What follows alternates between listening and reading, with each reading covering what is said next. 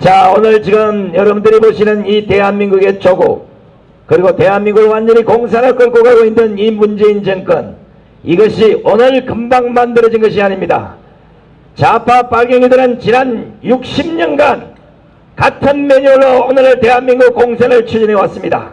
여러분들이 잘 아시는 6.25 전쟁 이후에 북한의 김일성이라는 기동전을 통해서 대한민국에 수시로 간첩을 내려보냈고, 그 이후에 두 번째 전략 사상전을 통해서 대한민국의 젊은 학생들에게 정교조와 같은 교육을 통해서 머릿속에 붉은 물을 주입시켰고, 이제 마지막 단계인 그 진지전까지 좌파 빨갱이들이 정치적 사회문화, 언론, 법까지 모조리 다 차지함으로써 이제 낮은 연방제로 가고 있는 마지막 단계에 와 있습니다. 국민 여러분. 예, 맞습니다. 지금 이렇게 되고 있습니다. 저희가 다시 한번 이렇게 말씀드릴 올라온 이유는 조금 아까 시민연사분이 올라오셔가지고 제가 아까 피를 끓도록 얘기를 했는데 안 들으셨나 봅니다. 조국이가 개인 범죄를 숙이는 게 아니라 조카를 완성하기 위해서 올라왔다고 제가 무척 아까 연설했지 않습니까? 여러분 이해하셔야 됩니다. 이게 개인의 비리를 넘어서 대한민국을 합법적 공산화를 시키기 위해서 조국이를 법무부 장관으로 임명한 겁니다. 이거 여러분 절대 잊으면 안 됩니다. 여러분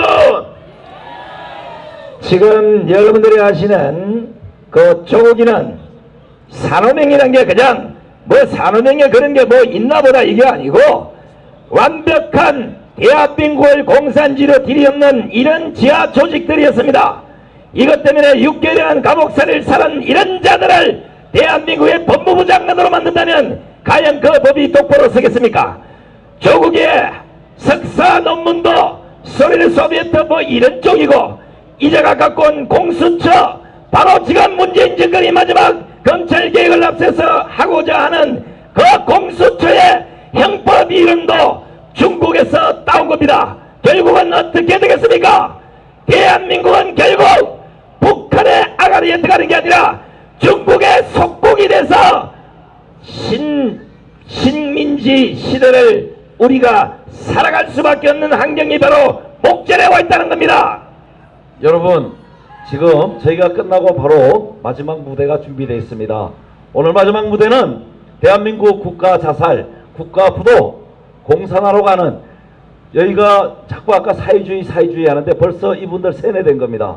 사회주의 아닙니다.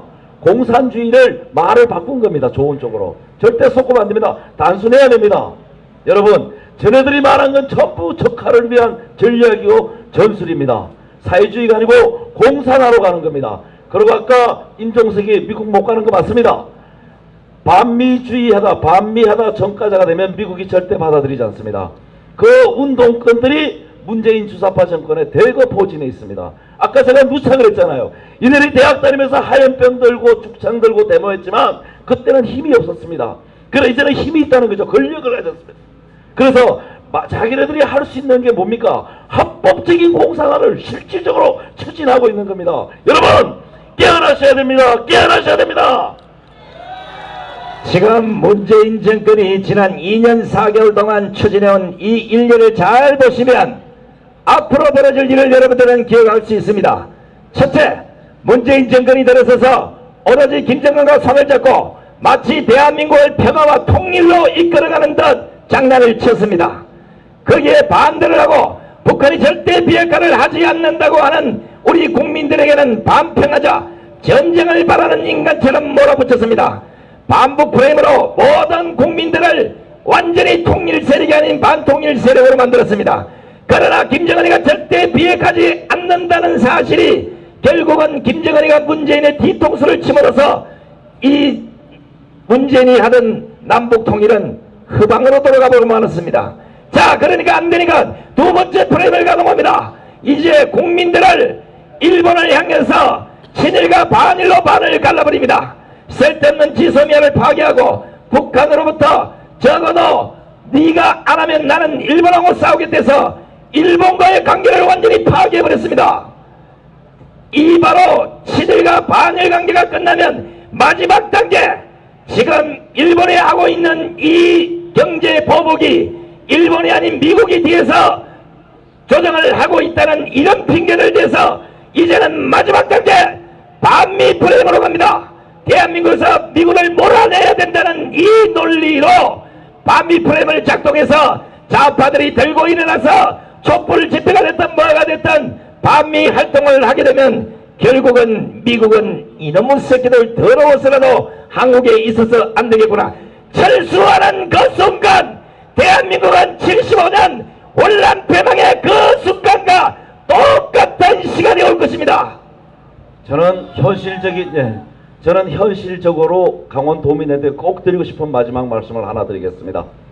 남북 9.19 남북 군사 합의를 통해서 휴전선을 허물고 있습니다.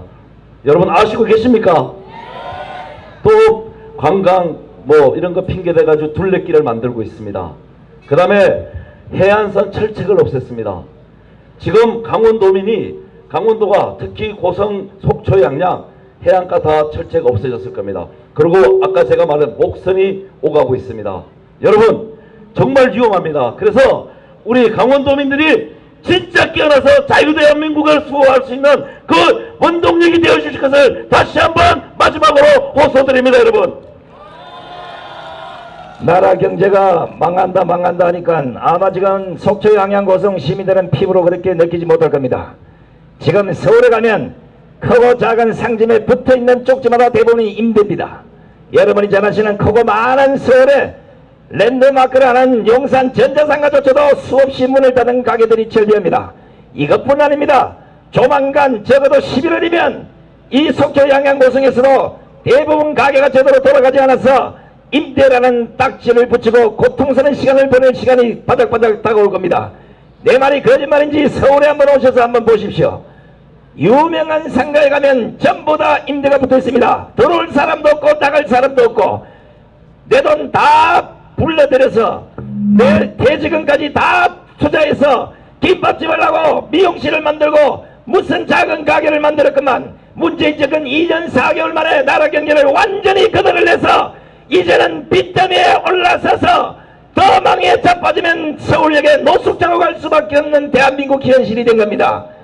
경제만 망가지면 다행인데 지금 외교나 안보 수준이 망가졌습니다. 그러나 전문가가 없기 때문에 이것을 보호할 방법이 없습니다. 나라가 이상 더 망가지면 앞으로 나라를 재건하는데도 10년 이상의 세월이 걸립니다. 그러면 그 고통을 지금 강남 좌파나 이런 인간들이 짊어지는 게 아니라 여기 계시는 진짜 착하게 살아온 양심 하나 믿고 살아온 이 서민들의 아픔으로 다가오게 된다는 것을 속초 양양 고성 시민 여러분들께서는 반드시 알아야 됩니다.